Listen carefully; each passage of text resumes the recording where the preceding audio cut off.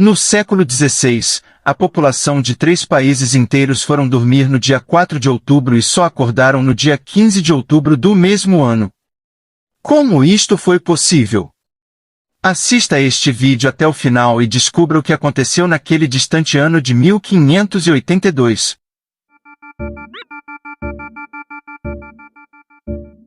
Desde os primórdios, o homem ficava fascinado com o movimento dos corpos celestes que eram visíveis a olho nu. Períodos aparentemente iguais entre a aparição do Sol e da Lua deram ao homem a noção de dias e noites.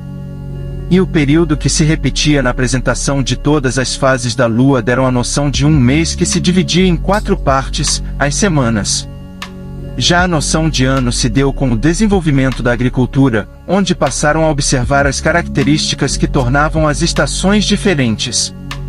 Assim, surgiu a necessidade de se agrupar estes intervalos de tempo e nomeá-los.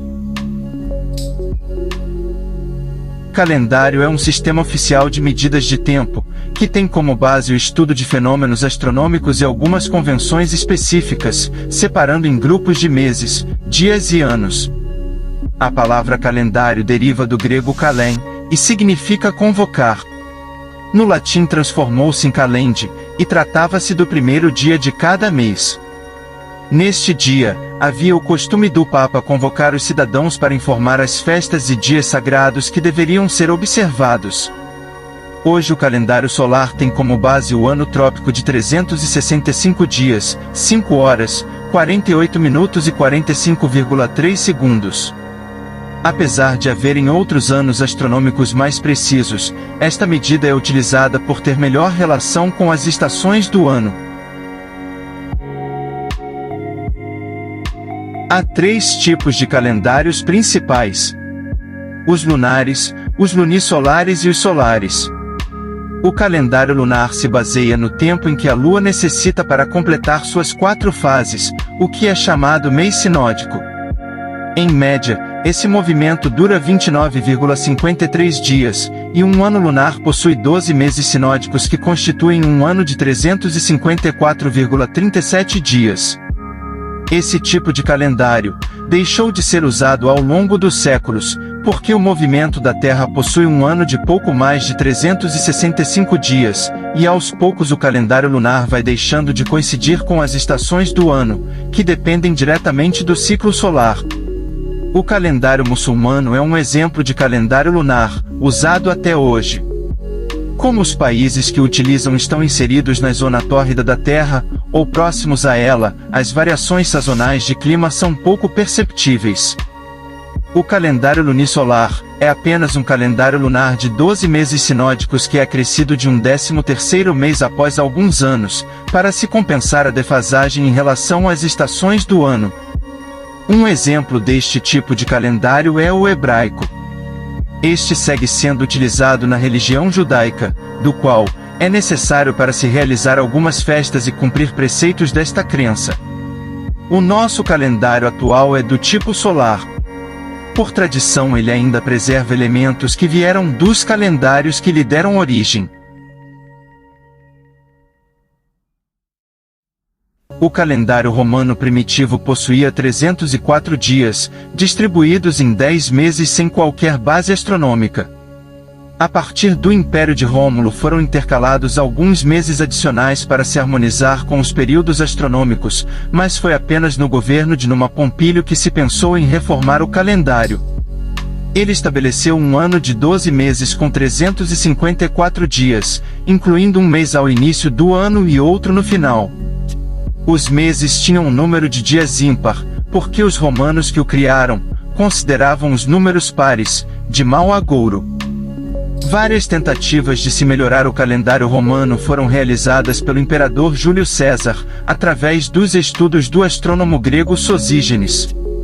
Com isso, o calendário primitivo foi abolido em favor de um calendário solar de 365 dias, o calendário juliano, que tinha esta disposição por 3 anos seguidos intercalados por um bissexto de 366 dias.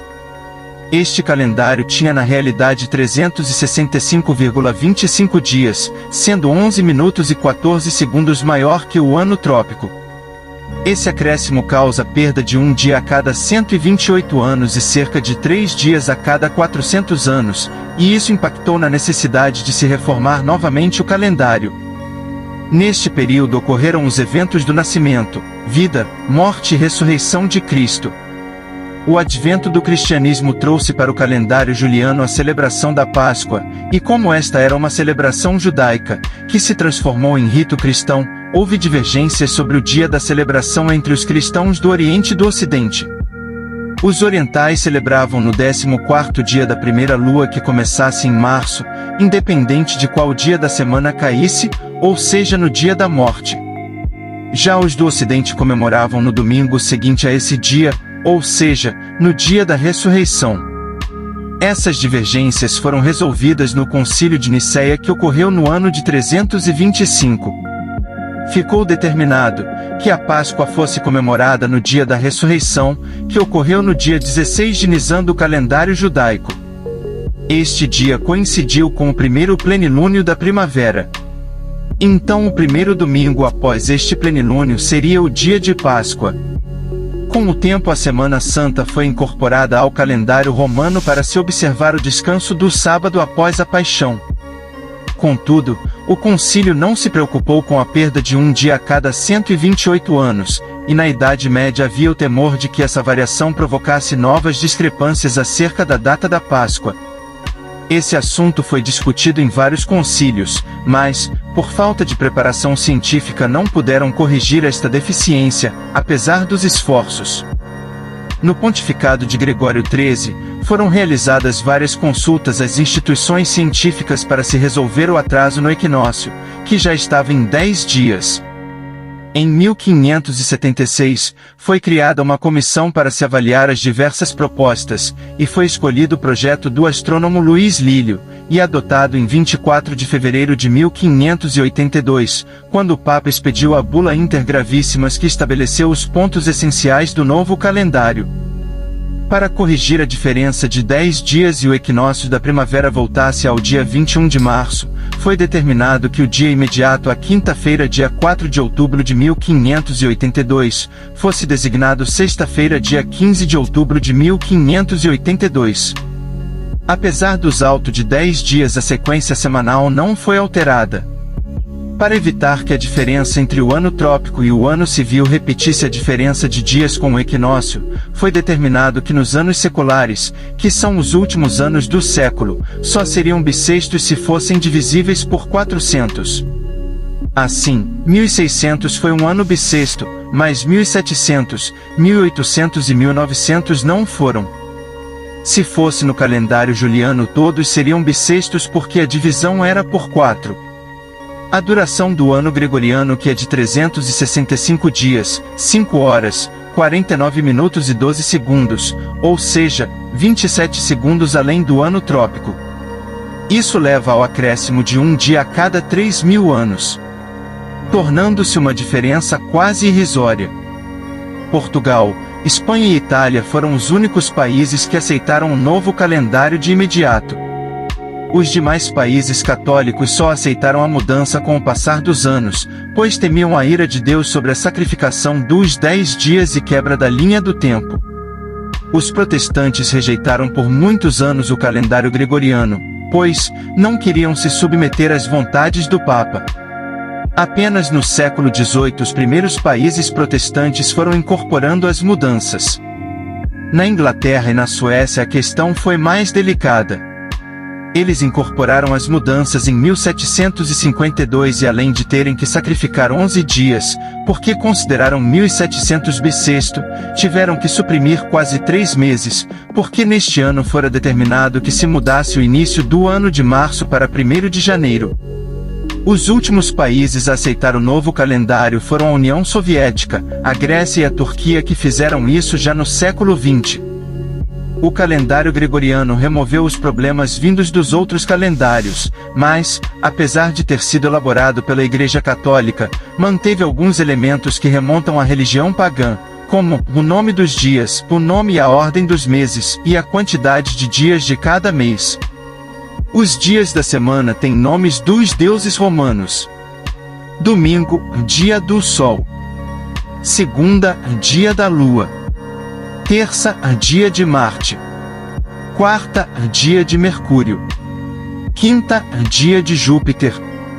Sexta, dia de Vênus.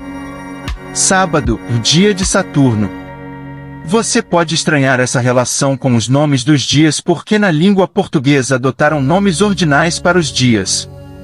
Mas se vocês observarem os dias da semana em francês, dimanche, lundi, mardi, mercredi, jeudi, vendredi e samedi, perceberão que eles ainda mantêm os nomes das divindades romanas. Os meses no calendário romano eram 10 e começavam em março. Martius dedicado a Marte. Aprilis dedicado a Apolo. Maius dedicado a Júpiter. Június dedicado a Juno. Os demais meses recebiam números ordinais. Chamavam-se quintilis, sextilis, setembro, outubro, novembro e dezembro.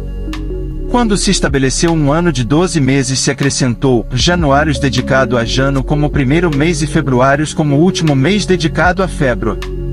Na vigência do calendário juliano, februários passou a ser o segundo mês, quintilis passou a se chamar Július em homenagem a Júlio César, e sextilis se tornou Augustus em honra a César Augusto. Estes nomes permanecem até os dias de hoje, apesar da falta de sentido em se usar os nomes ordinais sem relação com a ordem do mês. Quanto ao número de dias de cada mês, a irregularidade se davam às decisões arbitrárias tomadas pelos reformadores. Em princípio, todos tinham de 27 a 31 dias desde que fossem ímpares, pois os romanos consideravam um número par nefasto. Júlio César quebrou essa regra, intercalando um mês ímpar de 31 dias seguido de um par de 30 dias. Com a mudança do mês de sextilis para Augustus, se definiu que ele não poderia ser menor que Július, então este passou a ter 31 dias. E por fim, o mês de februários tem 28 dias, porque era o último mês, e era o que recebia os dias que se adicionavam para ajustar o ano ao calendário solar. Este número irregular de dias leva a semana laboral, por muitas vezes, ser dividida por 2 meses diferentes. Agora que você já sabe tudo o que aconteceu na formação do calendário que utilizamos até hoje, só nos resta agradecer por sua audiência. Então, deixe o seu like se gostou do vídeo, inscreva-se no canal para mais vídeos acerca de coisas do nosso cotidiano, e até o próximo vídeo.